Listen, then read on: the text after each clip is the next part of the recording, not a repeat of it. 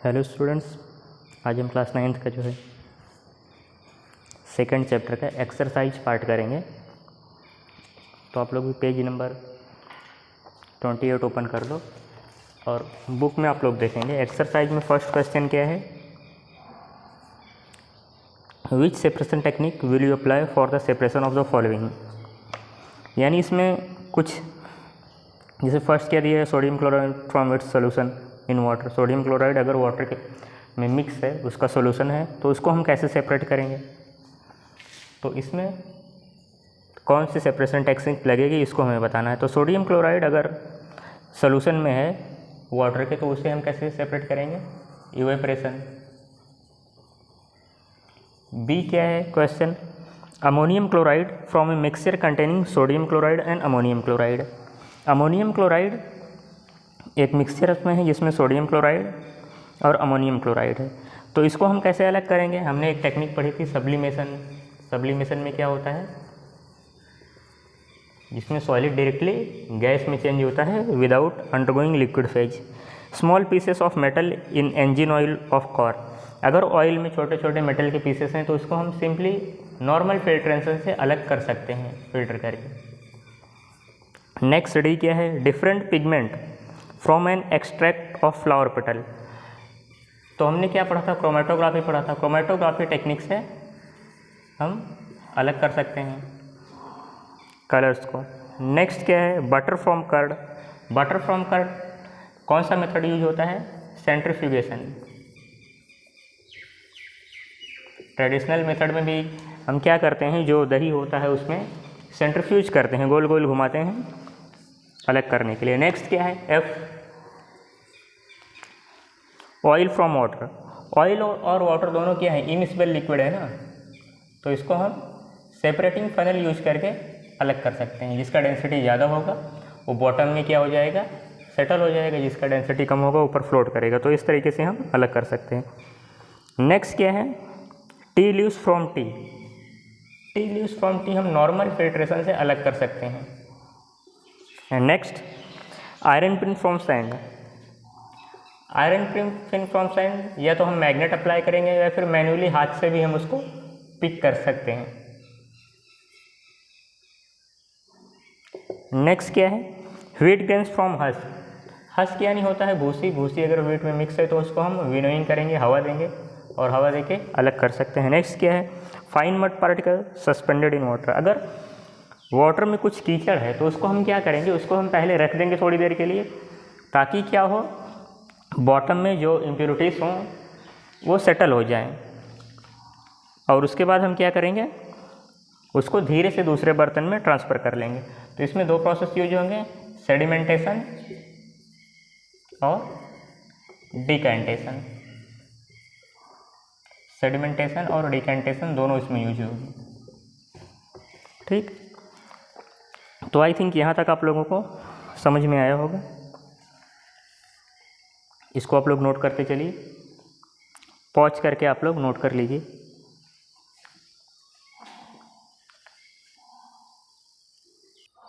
इसके बाद next question, second question book में देखेंगे आप लोग। Write the steps you would use for making tea, use the words. इसमें कुछ वर्ड्स दिए गए हैं जैसे solution, solvent, solute, dissolve, soluble, insoluble, filtrate and residue.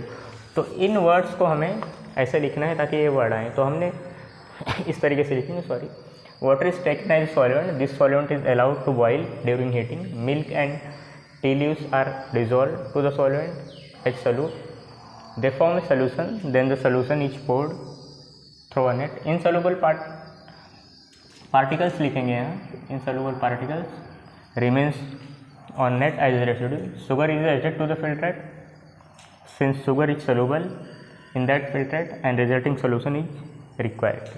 तो इसको आप लोग नोट कर लीजिए। इसको आप लोग खुद से भी लिख सकते हैं, अपनी वर्डिंग में भी कोई प्रॉब्लम नहीं है।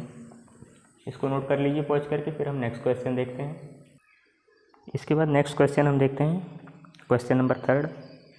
क्या दिया है, Pragya tested the solubility of 3 different substance at different temperature and collected the data as given below, results are given in following table. तो टेबल दिया गया है बुक में, आप लोग चेक करेंगे। तो इसी पे टेबल पे बेस्ड क्वेश्चन, फर्स्ट क्वेश्चन क्या है, what mass of potassium nitrate would be needed to produce saturated solution of potassium nitrate in 50 gram of water at 313 kelvin. तो 313 केल्विन पे जो पोटेशियम नाइट्रेट है उसमें कितना लगेगा, तो कितना दिया है 62 कितने में दिया है 100 ग्राम ऑफ वाटर पे। तो 100 ग्राम ऑफ वाटर पे जब 62 है तो 50 पे कितना होगा 31 ग्राम होगा सैचुरेटेड सोल्यूशन के लिए। नेक्स्ट क्या है, प्रक्रिया mix a saturated solution of potassium chloride in water at 353 kelvin, leaves the solution to cool at room temperature, what would see observe as the solution cools, explain. तो उसने क्या रखा है, कितने टेम्परेचर पे 353 पे। तो 353 पे क्या होगा, जब वो कूल करने के लिए उसको रख देगी, तो चूंकि हमने पढ़ा है कि जब सैचुरेशन कोई चीज़ होता है, किसी चीज़ का सैचुरेटेड सोल्यूशन बनता है, तो सैचुरेटेड सोल्यूशन का मतलब होता है कि उसमें कुछ एक्स्ट्रा नहीं ऐड किया जा सकता, कुछ एक्स्ट्रा हम उसमें नहीं ऐड करेंगे। यानी हमने पढ़ा है कि जो लिक्विड है, लिक्विड में क्या होता है, लिक्विड पार्टिकल्स में कुछ गैप होते हैं। इसी गैप में जब हम सॉल्यूट ऐड करेंगे, सॉल्यूट जब हम ऐड करेंगे इस सॉल्वेंट में, ऐसे सॉल्वेंट में, तो ये सॉल्यूट इसी में आके उस गैप में क्या हो जाएंगे, फिल हो जाएंगे। ये फिल होते रहेंगे, एक ऐसा पॉइंट आएगा कि जब ये सॉल्यूट इसमें ऐड होना बंद हो जाएंगे। क्यों? क्योंकि सारी गैप फिल हो चुके हैं। तो सैचुरेटेड सोल्यूशन में सारे गैप फिल हो चुके हैं। ऐसे सोल्यूशन को अगर हम रख देते हैं 2 दिन के लिए तो क्या हो जाएगा, या एक ही दिन के लिए छोड़ देते हैं, ये क्रिस्टलाइजेशन हो जाएगा इसका, उसमें क्रिस्टल्स क्या हो जाएंगे, सब अलग अलग हो जाएंगे। ठीक, तो वही होगा crystal of potassium chloride obtained. Next क्या है, find the solubility of each salt at 293 kelvin, which salt has the highest solubility at this temperature. Highest solubility किसकी होगी, हाईएस्ट सॉल्युबिलिटी अमोनियम क्लोराइड की होगी। 293 केल्विन पे जो सबसे ज़्यादा सॉल्युबल होगा क्या होगा, वो अमोनियम क्लोराइड होगा। क्यों? क्योंकि हमें टेबल में दिख रहा है, क्योंकि वो 37 ग्राम डिजोल्व हो रहा है, तो उसकी हाईएस्ट सॉल्युबिलिटी। नेक्स्ट क्या है, what is the effect of change of temperature. Temperature change से क्या होगा, मान लो कोई जो सैचुरेटेड सोल्यूशन होता है उसका एक फिक्स टेम्परेचर होता है। ठीक, जब हम टेम्परेचर इंक्रीज करेंगे, मान लो ये सैचुरेटेड सोल्यूशन हो गया है, इसमें और सॉल्यूट नहीं ऐड हो रहा है, बट हम अगर इसका टेम्परेचर इंक्रीज करते हैं तो हो सकता है इसमें और सॉल्यूट डिज़ोल्व हो जाए। ठीक, तो यही इफेक्ट होता है टेम्परेचर का, सॉल्युबिलिटी ऑफ सॉल्ट का, यानी टेम्परेचर इंक्रीज करके हम और भी उसमें एक्स्ट्रा ऐड कर सकते हैं। इसके बाद नेक्स्ट क्वेश्चन है, नेक्स्ट क्वेश्चन 4th हम ऑलरेडी कर चुके हैं। इसके पहले जब हमने सैचुरेटेड सोल्यूशन का डेफिनेशन लिख चुके हैं, प्योर सब्सटेंस क्या होता है, कोलॉइड और सस्पेंशन भी। ठीक, इसके बाद हम 5th क्वेश्चन देखेंगे। तो क्वेश्चन नंबर 5th क्या है, classify each of the following as homogeneous और हेट्रोजीनियस मिक्सचर। 4th वाला आप लोग पिछले के वीडियोस में देख सकते हो, जो पिछले वीडियोस हैं उसका आंसर मिल जाएगा। तो होमोजीनियस क्या होगा, होमोजीनियस मिक्सचर इसमें कौन कौन से हैं, सोडा वाटर है, सोडा वाटर, एयर। होमोजीनियस और हेट्रोजीनियस मिक्सचर एयर दोनों हो सकता है, डिपेंड करता है वो एयर कैसी है। विनेगर होमोजीनियस मिक्सचर है, और फिल्टर रिडक्टिव भी होमोजीनियस मिक्सचर है। बाकी जो बचे हैं वो सब क्या हैं, हेट्रोजीनियस है। जो भी बचे हैं वो क्या हैं, हेट्रोजीनियस मिक्सचर हैं। क्या क्या बचा है, वुड और सॉइल।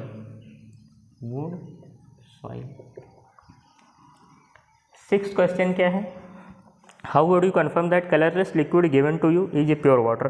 तो इसको हम कैसे कन्फर्म करेंगे, एक सैंपल ले लेंगे, take a sample of water, put it on heat. इसको हम हीट करेंगे और हम देखेंगे if it boil at 100 degree Celsius. अगर ये 100 डिग्री सेल्सियस पे बॉयल होना स्टार्ट हो जाता है, then it is a pure water. हर चीज़ का बॉइलिंग पॉइंट अलग अलग होता है। अगर 100 डिग्री सेल्सियस पे वो बॉयल होना स्टार्ट हो रहा है तो वो क्या है, हम कह सकते हैं कि ये क्या है, वाटर है। ठीक, नेक्स्ट हम 7th क्वेश्चन देखेंगे, विच of the following materials fall in category of pure substance. तो प्योर इसमें क्या क्या है, प्योर सब्सटेंस की कैटेगरी में क्या क्या आते हैं, आइस दिया गया है, आइस प्योर है। आइस के बाद क्या है, मिल्क, मिल्क प्योर नहीं कह सकते, मिल्क में बहुत चीज़ है, फैट। आयरन क्या है, आयरन प्योर है। हाइड्रोक्लोरिक एसिड भी प्योर है, हाइड्रोक्लोरिक एसिड भी प्योर है। कैल्शियम ऑक्साइड भी प्योर है, कैल्शियम ऑक्साइड भी प्योर है। और इसके बाद क्या है, मर्क्यूरी, मर्क्यूरी भी प्योर है, मर्क्यूरी एलिमेंट है और ये क्या है, प्योर है। ठीक। क्वेश्चन नंबर 8 क्या है, identify the solution among the following mixture. Solution क्या क्या है, जो मिक्सचर कुछ दिए गए हैं इसमें से क्या क्या सॉल्यूशंस कौन कौन सी चीज़ें हैं। तो सॉल्यूशन इसमें क्या है, सी वाटर हो गया, ये सॉल्यूशन है। एयर, एयर भी एक सॉल्यूशन ही है। और कोल नहीं है, सोडा वाटर सॉल्यूशन है, सोडा वाटर। ठीक, तो आप लोग इसको नोट करते चलिए। 9th क्वेश्चन क्या है, विच of the following will show Tyndall effect. Tyndall effect कौन शो करता है, टिंडल इफेक्ट हमने पढ़ा था ना पीछे, जैसे मिल्क है, उसमें टॉर्च जला के चेक करते हैं तो मिल्क शो करता है टिंडल इफेक्ट। टिंडल इफेक्ट कौन कौन शो करता है, तो एक तो मिल्क हो गया शो करता है, और कौन शो करता है, copper sulphate. Copper sulphate solution नहीं शो करता है, स्टार्च सोल्यूशन शो करता है, स्टार्च सोल्यूशन टिंडल इफेक्ट को शो करता है। तो इसको आप लोग नोट करते चलिए। इसके बाद नेक्स्ट क्या है, 10th, classify the following into element, compound and mixture. Element, compound और मिक्सचर हम पढ़ चुके हैं। एलिमेंट क्या होता है, प्योर होता है, कंपाउंड भी प्योर का ही पार्ट है। एलिमेंट यानी एक ही तरीके के पार्टिकल होते हैं, कंपाउंड में एक से ज़्यादा पार्टिकल हो सकते हैं बट उनका रेशो क्या होता है, फिक्स होता है। और मिक्सचर में रेशो फिक्स नहीं होता। तो यही डिफरेंस होता है तीनों में। अब हम देख लेते हैं इसमें जो दिया गया है।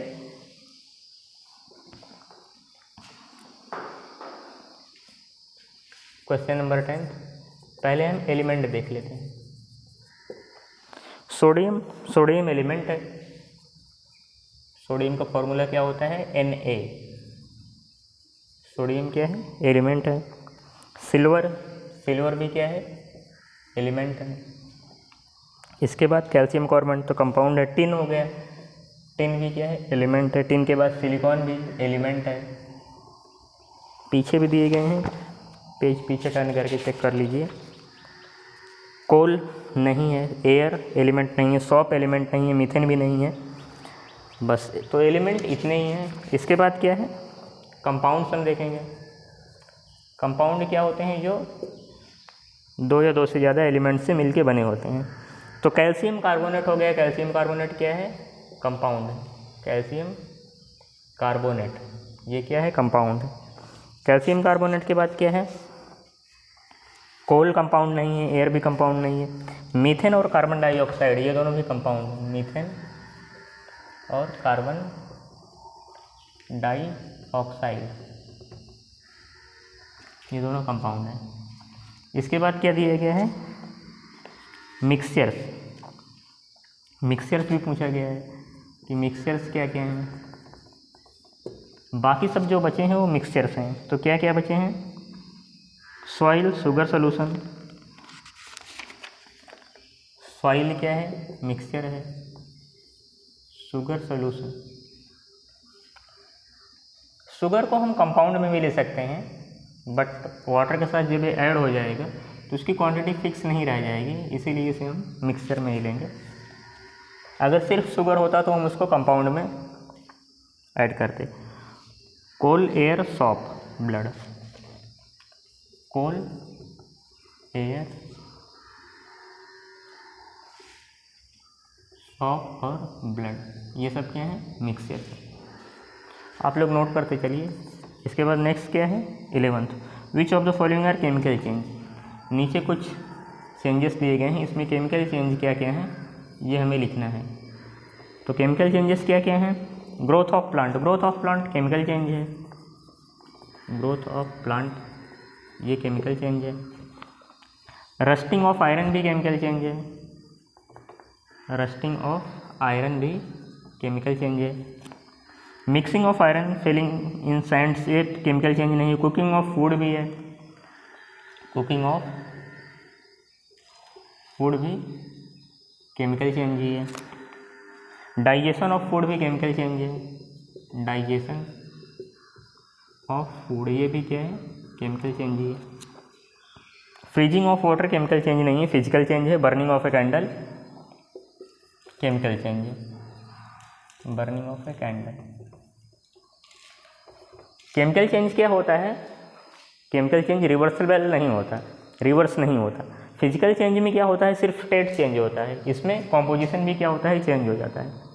ठीक, तो इतना आप लोग नोट कर लीजिए, यहीं ये लेसन क्या है ख़त्म हो जाता है। इसके बाद हम नेक्स्ट लेसन स्टार्ट करेंगे, atoms and molecule, next video से। Thank you.